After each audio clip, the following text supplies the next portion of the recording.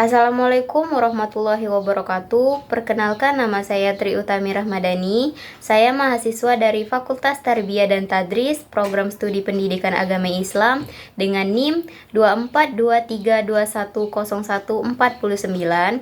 Saya berasal dari kelas 2F.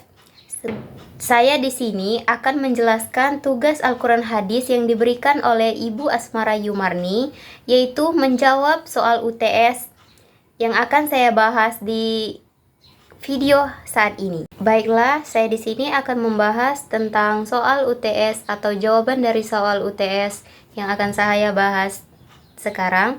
Untuk soal yang pertama, yaitu menurut saudara bagaimana mengimplementasikan kedudukan dan fungsi Al-Quran dalam kehidupan sehari-hari. Cara mengimplementasikannya tuh yaitu kehidupan sehari-hari dengan berbagai cara, tergantung pada pengalaman kesadaran atau pengalaman kesadaran bagi setiap individu. Yang memiliki berbagai macam komponen, seperti komponen yang pertama yaitu membaca dan memahami Al-Quran. Atau karena Al-Quran adalah petunjuk hidup bagi setiap umat Islam. Komponen yang kedua yaitu mengamalkan ajaran dalam kehidupan sehari-hari, seperti dalam beribadah, kita melaksanakan sholat, berzakat, dan melaksanakan puasa, dan berhaji bagi orang yang sudah mampu jasmani dan rohani. Dan untuk yang komponen yang ketiga, yaitu menjadikan Al-Quran sebagai pedoman dalam mengambil keputusan, seperti Al-Quran memberikan panduan dalam berbagai aspek, baik dari urusan pribadi, keluarga, dan masyarakat, dengan menjadikan Al-Quran sebagai rujukan seseorang untuk mengambil keputusan. Baiklah, untuk komponen yang selanjutnya yaitu ada menyabarkan nilai-nilai Al-Quran dalam kehidupan bermasyarakat. Alasannya karena Islam mengajarkan umat untuk menyebarkan kebaikan dan mencegah kemusyrikan yang ada di kehidupan sekarang, yang dibahas oleh Quran Surat Al-Imran ayat 104, yaitu dapat dikatakan dengan mendewahkan nilai-nilai Islam melalui perkataan, tulisan, dan perbuatan. Baiklah, kita lanjut ke komponen yang selanjutnya, yaitu mendidik generasi muda dengan nilai-nilai Al-Quran, seperti yaitu anak-anak yang dididik dengan nilai-nilai Al-Quran atau nilai-nilai Islam, yaitu dapat tumbuh menjadi anak yang berakal yang baik dan memiliki jiwa kepemimpinan yang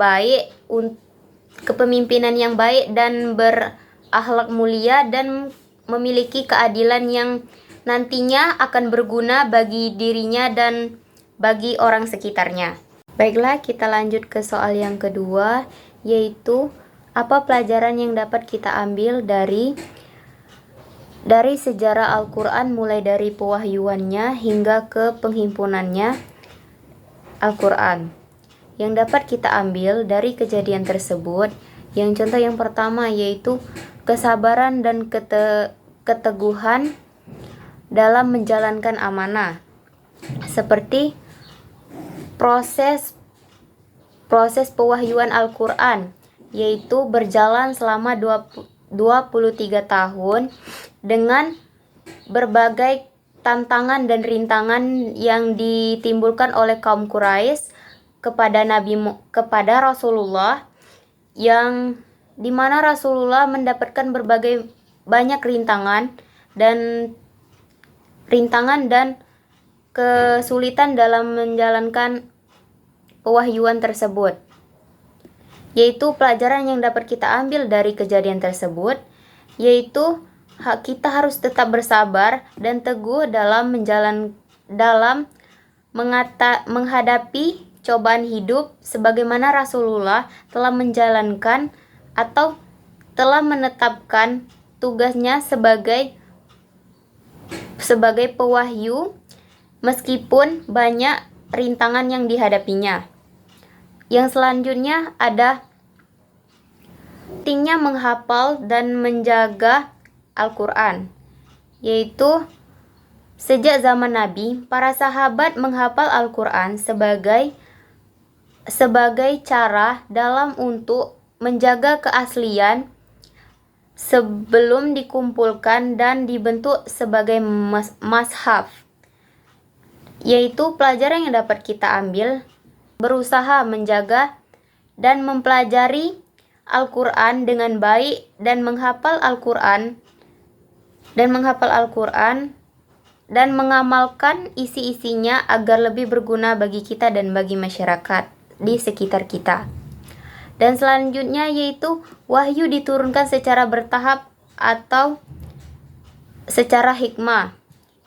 Dan pelajaran yang dapat kita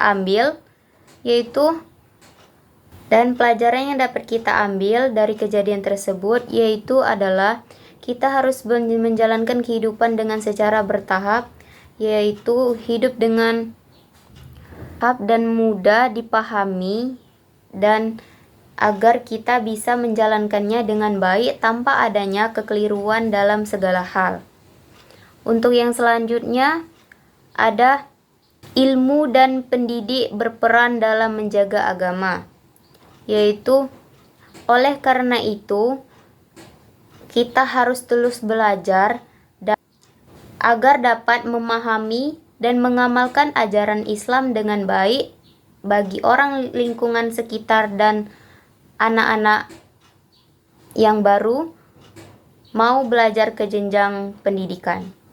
Baiklah, untuk selanjutnya kita lanjut ke soal yang ketiga, yaitu apa pendapat saudara tentang pernyataan yaitu di mana Allah Shallallahu Alaihi Wasallam akan permudah semua urusan manusia yang menjadikan Al-Quran sebagai pedoman hidupnya.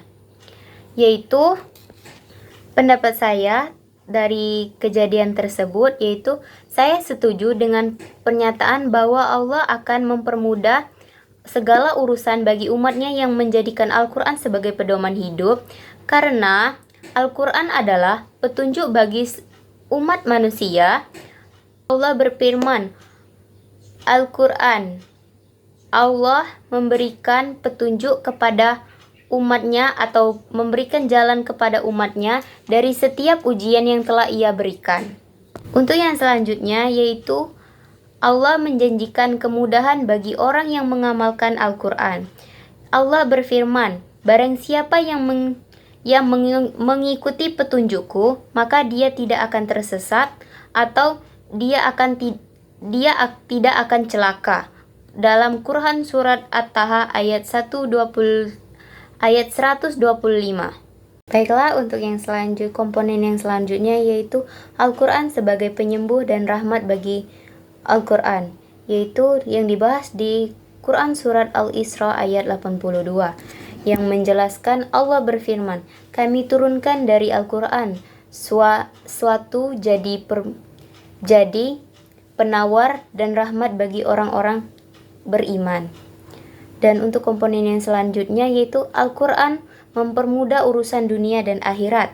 Seperti yang Allah berfirman berulang kali dalam Al-Quran, Quran surat Al-Qamar ayat 17, 22, 23, 32 dan 40 yang berisi, dan sesungguhnya telah kami mudahkan Al-Quran untuk dipelajari, maka adakala orang yang mau mengikuti ajarannya. Dan kesimpulannya yang dapat kita ambil dari pengajaran di atas, yaitu seseorang benar-benar menjadikan Al-Quran sebagai pedoman kebenaran, masalah hidup maupun masalah dari setiap perbuatannya, maka Allah akan meringankan dari segala perbuatan yang telah ia lakukan. Jika kalian mengamalkan Al-Quran dan belajar Al-Quran atau membaca Al-Quran dengan baik dan benar. Baiklah, untuk selanjutnya kita akan lanjut ke nomor yang terakhir atau nomor 4, yaitu apa yang saudara ketahui tentang metode penafsiran Al-Quran dan praktek penafsiran Al-Quran. Yaitu, metode penafsiran Al-Quran adalah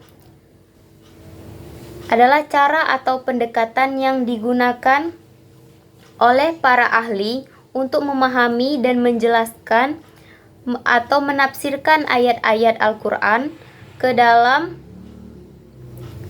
ajaran yang dapat dipahami oleh umat manusia sesuai dengan konsep bahasa, sejarah, dan juga pada perkembangan zaman sekarang. Sedangkan praktek penafsiran Al-Quran adalah penerapan metode dari prinsip tafsir dalam memahami kehidupan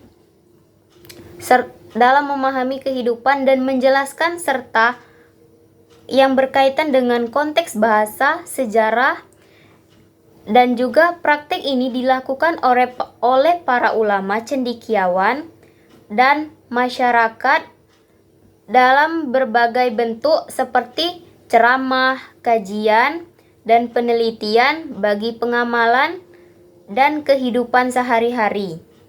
Baiklah, hanya itu penjelasan dari jawaban soal UTS saya yang sudah saya bahas di video ini. Sekian, saya akhiri. Wassalamualaikum warahmatullahi wabarakatuh.